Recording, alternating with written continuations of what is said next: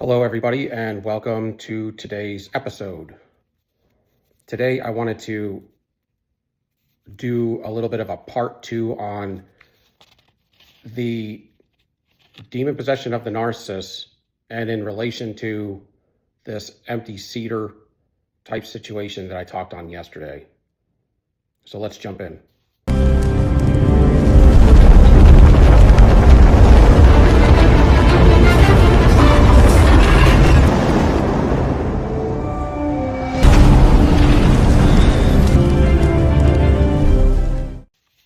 You have the two types of narcissists. You have the golden child and the abused child. What happens with the golden child is how they become outside validation related is they are raised by a narcissist or narcissist caregiver, and they end up getting pampered, and everything becomes transactional. So they only get love or the idea of love if they do something. And this is usually the individual that the narcissist caregiver will live through. So it could even be of the opposite sex. Like it could be a father and he lives through his golden child daughter, which would be an extension of him. And they just become a puppet. They also carry on the narcissist legacy of the hierarchy. So he lives through his child. He has her to be perfect. And because of that, he treats her better than the rest of the kids and gives her gifts when she gets high grades or does well in sports or whatever it is.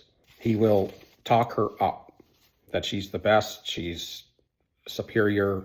He'll promote this kind of stuff. And she will follow because she wants to people please. So, the narcissist and the empath are both people pleasers. It's just they go in different ways. They people please the abuser and become the abuser. And in the golden child situation, they become that way out of being pampered, transactional, and they give up on love. They don't really process because everything is handed to them. And anything they ever want, they get. If they want to go to a $1,000 seat concert, then that kind of stuff will get taken care of. And there'll be transactions that are related to it. If you do this, you'll get that. I mean, it's kind of like that. But when it comes to anything outside of academics, they don't process any of their emotions. So they're completely spoiled. But this is where they get into this competition because it's a competition thing for these grades and stuff like that. And they have to be perfect. And that's where you get like this black and white thinking where, you're the perfect idolized love partner. And then as soon as you slight them, you're the evil one. So they also get this abandonment issue as far as they're feeling if they don't perform, then they will be abandoned. Then what happens when it comes to dealing with processing of emotions that they do have to deal with? They block it with pride or with fear, and then pride steps in and protects it. And then they will rage or give you silent treatment, typically is what happens. And in the abused child, they may follow the abuser caregiver, whether they like them or not, but they know it works. So in the case of them, they would go down a similar route and they would become the abuser. Maybe they hate the abuser, but they know it works and they don't want to be the abused. So that's where they give up on love and they go the same route. They don't process their emotions either. And out of fear, they block it with pride to protect it, and then they rage or silent treatment. So the same thing. When it comes to the golden child, they're definitely covert because they have to hide their imperfections. So they would build a covert type lifestyle, which would be the mask. That's how these things occur. And the abused child has abandonment issues in the situation of things are unstable with the care partners. They may be gone, then they're there. That's the situation that they deal with as far as abandonment. It leads them down a pathway to fear of processing any of their emotions. So they block it with pride. They protect it with pride. Then they would rage or silent treatment, whoever is causing them to address a situation. and they can never get over that. That's why you see that pride comes before the fall, because there's the vibration chart from David Hawkins. It's a cone, and it goes from 20 to 1,000. He was the astrophysicist. It was humanity's chart of vibration scales, and each section has with the number chart is really like, so at the bottom it's shame, and for the narcissist, they can only get to like a 180 to a 199, which is pride. And then they fall back down to shame. Just like the Bible says, pride comes before the fall. Because they can never get to the next level, which would be 200. 200 is at a vibration of courage. And above there becomes love, joy, peace, and all of the fruits of the Spirit. So this is kind of what happens to them. They revolve on the lowest scale of vibration. And the vibration chart is based on, I think it's 5 dimensions. So 0 to 100, maybe the first dimension, second dimension, it goes like that. A lot of times you'll find that they will deny, dismiss, devalue, leave, and the situation, whatever they're pressed up against, addressing any kind of truth. So they walk around with no truth in them, and they buy into this transactional living. But if they didn't get love at home, this is my point, if they didn't get love at home, they're not cursed. And if you're a golden child, you're not necessarily a narcissist, because you can be a golden child and walk away from all that, because you have the ability of right and wrong. So you still have the opportunity. It just depends. In my humble opinion, it depends on your innate self.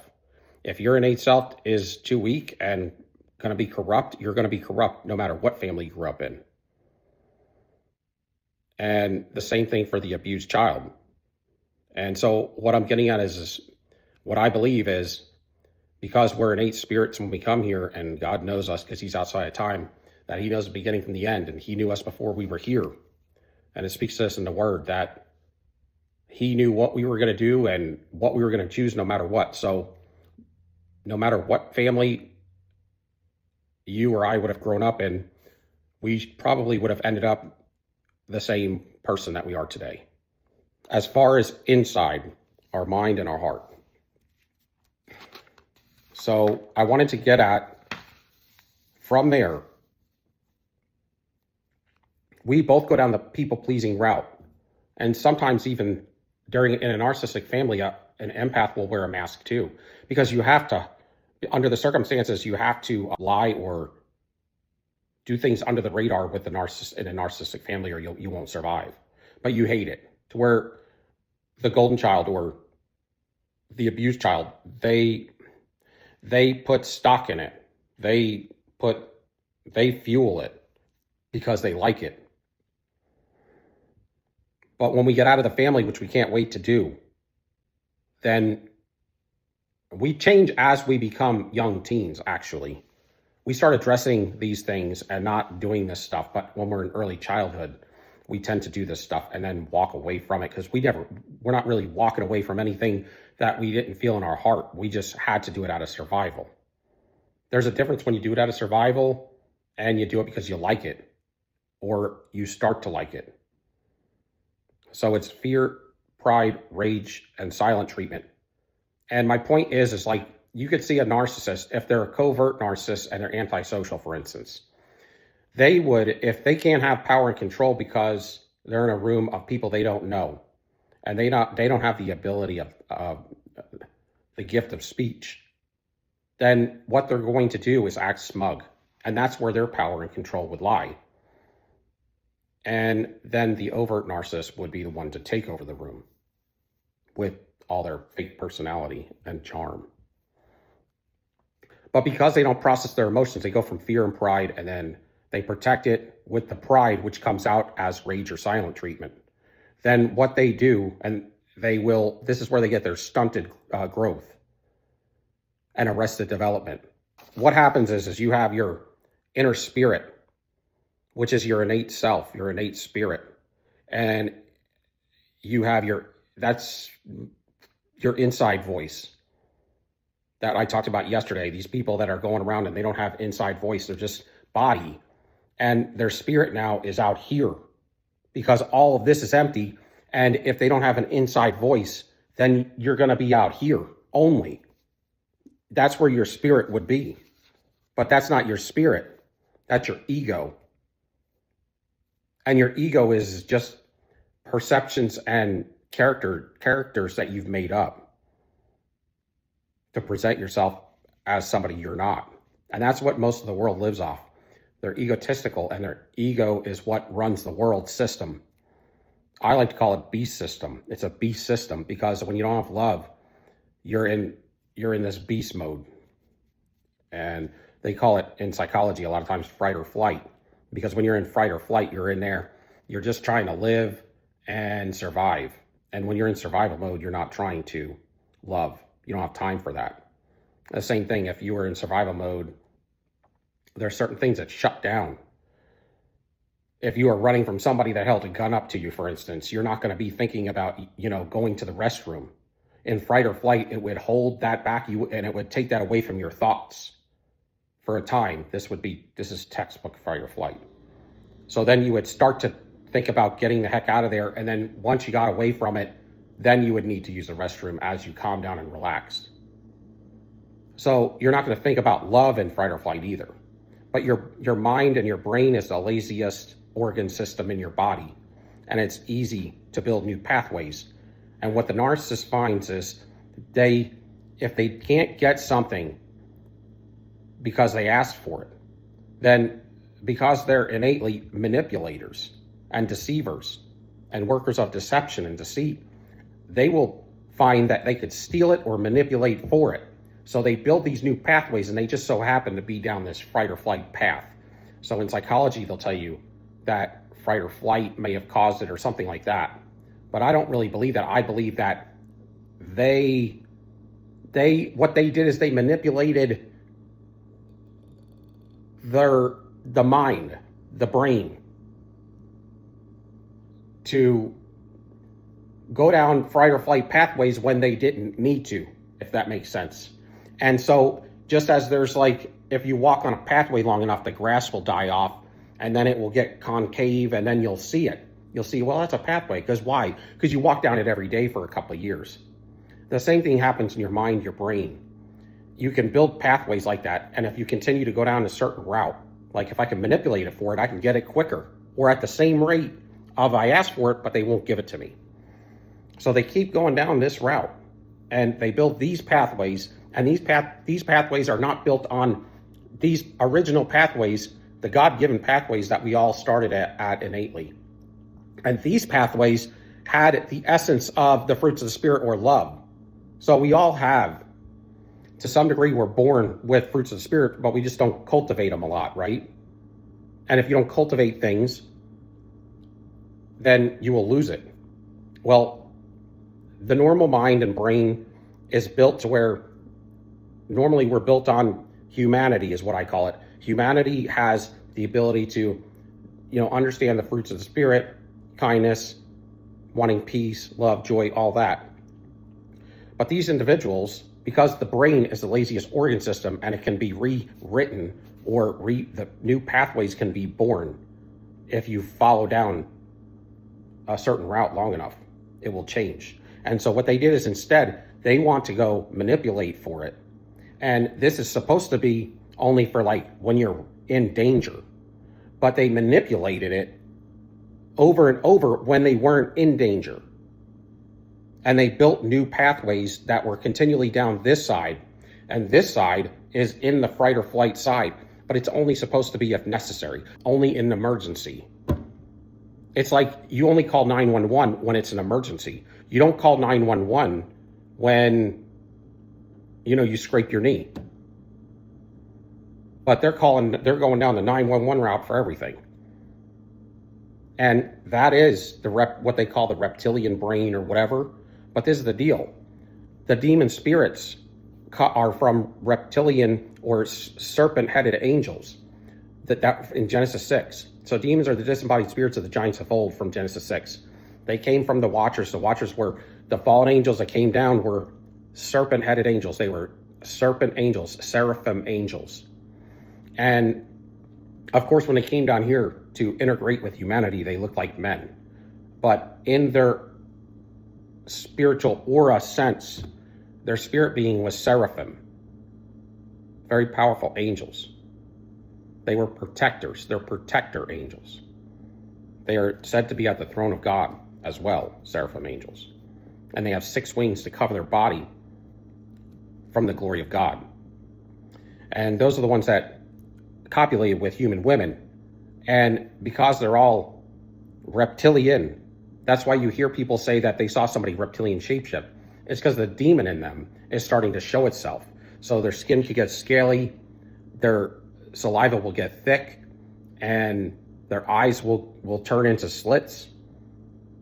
And there's different features that you will see. But that's also what they call fright or flight, just so happens. And so you have in the center of this, there's like 3 circles. And so in the center, you have your innate spirit or your inside voice. And then outside of that, you have your mind, will, and emotions in the 2nd circle. And the 3rd circle is your flesh. Okay? And then when you operate off your mind, will, and emotions connected with your flesh, and you don't use your spirit man, that's your ego. That's your false self, the mask. So what happened here is they blocked out love, and they run this thing into like manipulating fight or flight and things like that, to a point to where they kick out love. And when you kick out love, in my humble opinion, this is how, if they don't have their inside voice is lost. It's lost because when you kick out love, then they go together. The inside voice goes with the love, meaning the innate spirit of who you are that is genuine. And the opportunity to get saved is null and void, because if you don't have love, you don't have a pathway to ask for forgiveness, and you don't have a pathway to walk in any of the fruits of the Spirit, because you shut it down for so long and built new pathways that were corrupt. That if you don't have a way to love, and you don't have anything good in you anymore, your innate spirit would be forced to leave. Because if you don't have love, you cannot have your innate spirit. Because this innate spirit, inside voice, is also connected to love. They're all tethered together, y'all. So you have the 9 fruits of the Spirit, and they're like love, joy, peace, goodwill towards men, kindness, all of these things, right? Hope and faith.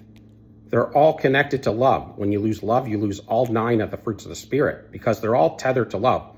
It's like if there's a vine, all the branches that come off the vine are going to be love, joy, peace, off of love.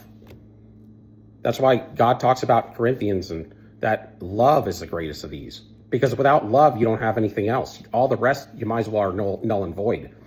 But if your innate spirit is the only thing that has the ability to not be corrupted,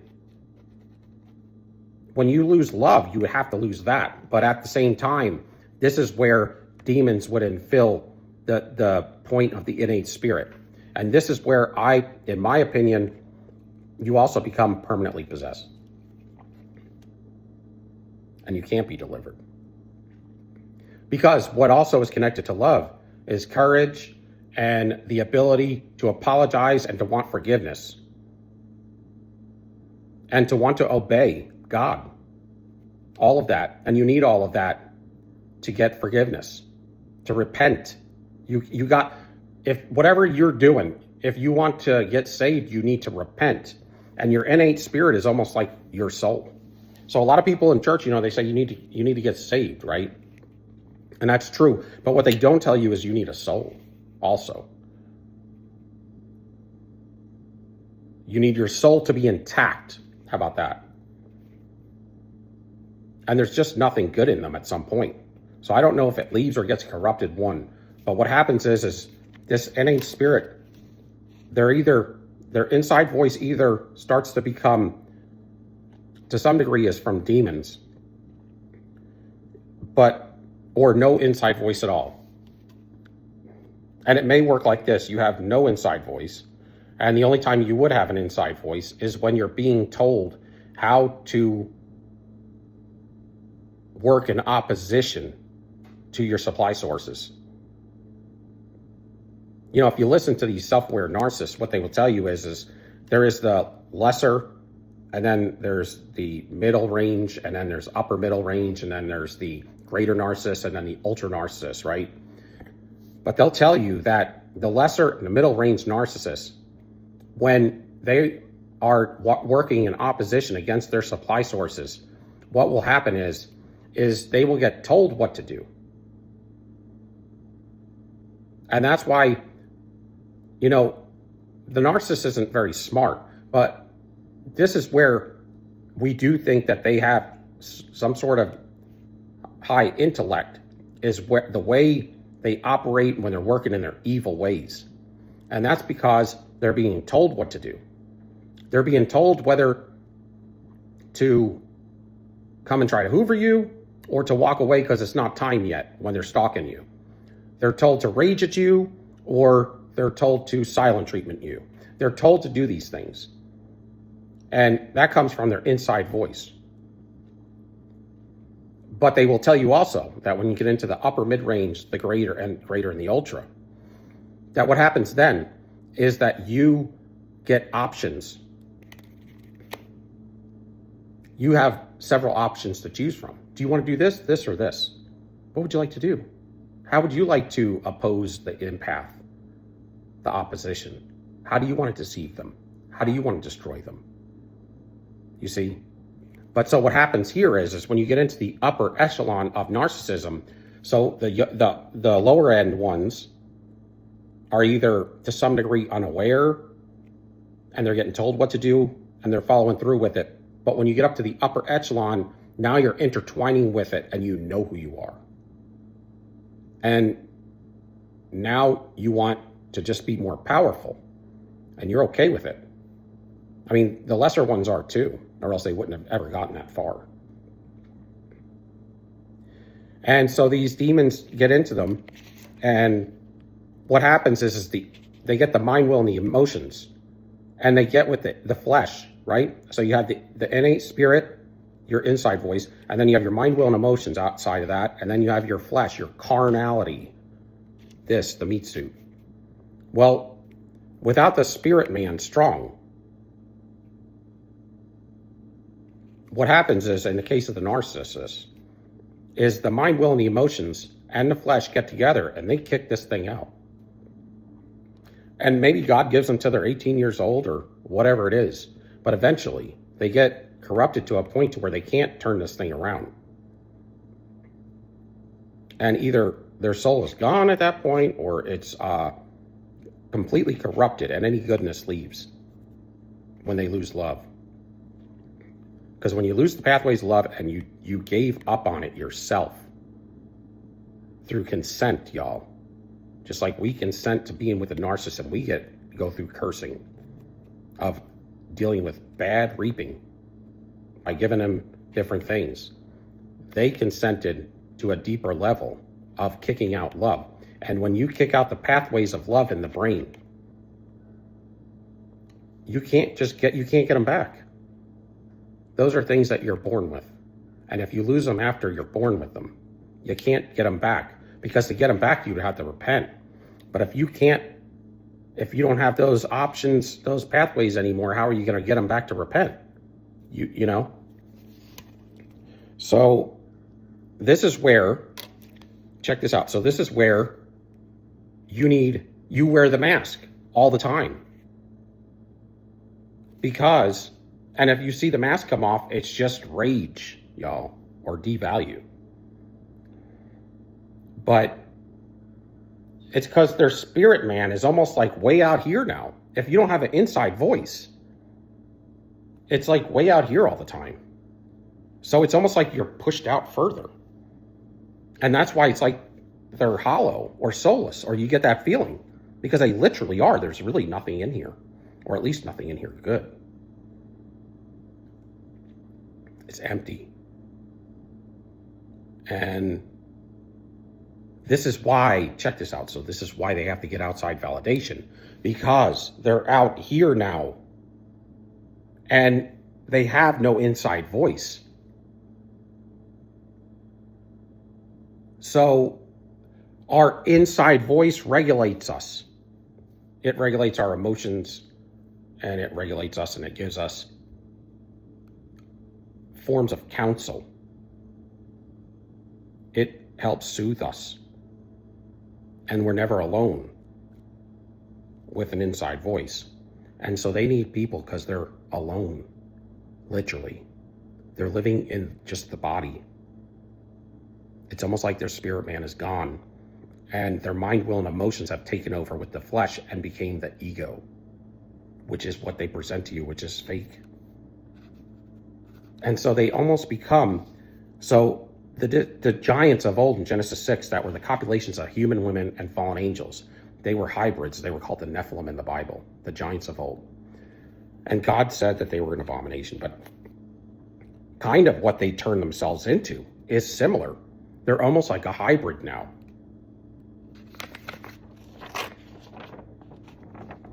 You see that? I kind of drew this up, but this is kind of the idea. Your ego, your flesh, your mind, will, and emotions, your innate spirit, your inside voice. So they don't process their emotions, and this is how it starts. They kick out love. They lose also the fruits of the spirit and their inside voice, their spirit man. They work off the mask and the mind, will, and emotions in the flesh, but they don't have the spirit man to control it. And that's why it says you got to read the word and fill your vessel up with God's word. Because if you fill it up with the word, the spirit man will have power over the mind, will, and emotions in the flesh. But if you don't fill that vessel, the temple, this is the temple, right? If you don't fill this temple, this vessel, somebody told me once it's like a leaking vase. If you poured water in it, it's always leaking a little trickle out the bottom. And if you don't keep filling it, the world will fill it. And you'll become corrupted. And that's why they say that you have to always feed yourself with the word. Because if you don't feed yourself daily with the word, you become corrupted by the flesh and the mind, will, and the emotions. So I think what happens is they will say like the narcissists are on cycles and tracks, right? But I think what happens is their tracks are always a little bit different, but similar. I think that the cycles and the tracks that they're on are based on the demons that are inside of them and the insatiability of them. That's what causes them to run on the tracks, because they don't have control of themselves. The demons have control over them now. So they need to feed the entities. So that's why they're running around. And they have to get outside validation for fuel, because they're almost deadened inside. And that's why they'll turn gray and ashen, because they cannot generate their spirit man, their love. And this causes them to be like they curse everything. And that's why when you're with them, you're cursed. Man, you see everything cursed around you. So you get away from them. Your finances, your looks, your health, and all of your relationships and your relationship with the Lord shut off. Almost, completely. Now, if you're with them and you gray rock, that's different, because you're not giving them anything and you're forced to do it. You have grace for that. But you really need to find your way away from them. So their inside voice is now reprobate, and it only pretty much tells them what to do. It may not be available outside of that, so they need to be around people all the time. This is my theory. So it's now demons controlling their inside voice, or none at all. And their mask controls everything, and that's way out here. So that's why they are always empty and soulless, and people will say that, and you'll feel that in your spirit. They need not to be alone. And they're on a pathway based on now their perception without love, and the fruits of the spirit is on a pathway of failure all the time. And they can't even change it. And what also happens is, when I said yesterday that a lot of times it's almost like they're missing pieces, like processing pieces.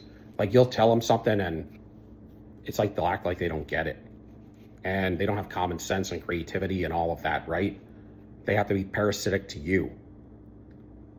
They don't have life anymore. So they have to take life and suck it off of you. And that's why they need all these sources of supply. They really do need it for survival, because they are not full of life anymore. And they get addicted, and they get sadistic with it, malignant with it, and they get Machiavellian with it. And they become to where they're addicted and they always want the next hit of dopamine and serotonin. But there's a lot of depression that comes with that because this is what happens to your hormones. What you really want to be as an empath is be more on a stoic level. I know that probably sounds bad, but if you keep things like this more on an even keel, even when you grew up in a narcissistic family, they cause a lot of this for the empath. And then when you get out of that family dynamic, you're still kind of fluctuating like this because you're used to that. Not like the narcissist, but you have highs and lows. And then you may be tired and drained a lot. Now, people are sucking the fuel off you until you wake up. But also because you grew up with these evildoers, you're doing this too. So what the best thing to do when you heal from narcissism is you're used to the hit, and then you don't have them anymore, and you get depressed, right? And then you need another hit, and then that. But the thing is you can only produce so much dopamine, serotonin. That's what gives you the hit. So, and for instance, when you go partying and you get all of this going on, you're all excited and everything. Well, the next day you're down here in the dumps, and part of it is from a hangover. Part of it is because you can only produce so much dopamine. So if you use it all up, then it's going to come down and you're going to have to deal with depression. That's why you kind of want to bring that to an even keel. But when you deal with people in general that you don't know, it's good to be more stoic, because the definition of being stoic is to be a person who can endure pain or hardship without showing their feelings or complaining. So to some degree, it's like you're gray rock to some degree. I mean, you want to be able to live your life and be excited and all that, but you kind of want to learn to do it a little bit more around people that you know, so that you don't deal with different things that come along with that. I guess when you're on more of this kind of a level, you'll have an even keel amount of energy as well. For those of you that feel like you're drained a lot, even after the narcissist, because you're probably doing a lot of this up and down. So that's kind of how that works. And they're on evil cycles because there is no love. The love centers are gone. And where you get cursed when you're with the narcissist is because you're consents, just like they went into consents with demons. But transactions, as far as when you do transactional love with them, is consent. Your time you spend with them is consent. Your love that you give them is consent. Or sex. Stuff like that. Your emotions that you open up to them and let them draw it off of you, that's your consent. You're being in a relationship with them, being friends with them, and and those are all exchanges. And living with them is not necessarily a consent. It originally started out as a consent. But if you wake up to this in the middle of the relationship and you start to gray rock them and you're forced to stay with them because you have children for a time and that sort of thing, or business, whatever it is. So this is how that works. And for instance, here's another one. When they're glazed over on their eyes and stuff, and just the different things that sometimes they will do, or the different things that their thought processes is just not right. If you lose love and all those connections, the 9 fruits of the spirit that make up love, joy, peace, all those, then you're not going to have some of the gears that general humanity uses. So let's say if there's 12 gears running a car, well, if 5 of them are connected to love, they're either going to get replaced with something evil, or they're just not going to be there. So some of these conversations and things you get involved in with the narcissist, they take the fruits of the spirit to understand, to process, or to get the correct response. And if you don't have them anymore, you get these weird understandings from them, or you get weird responses from them, or no response at all. When you talk about what narcissists like, is they don't like their supply sources to be addicts to some degree. because they want to be able to control them. And if you're into heavy addictions, then the addiction will control you and not the narcissist won't have the ability to.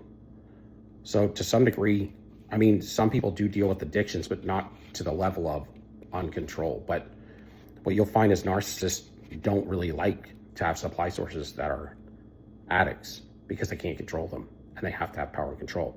But if you can give me a like, subscription, and thumbs up, love you all. Till next time, peace, we out.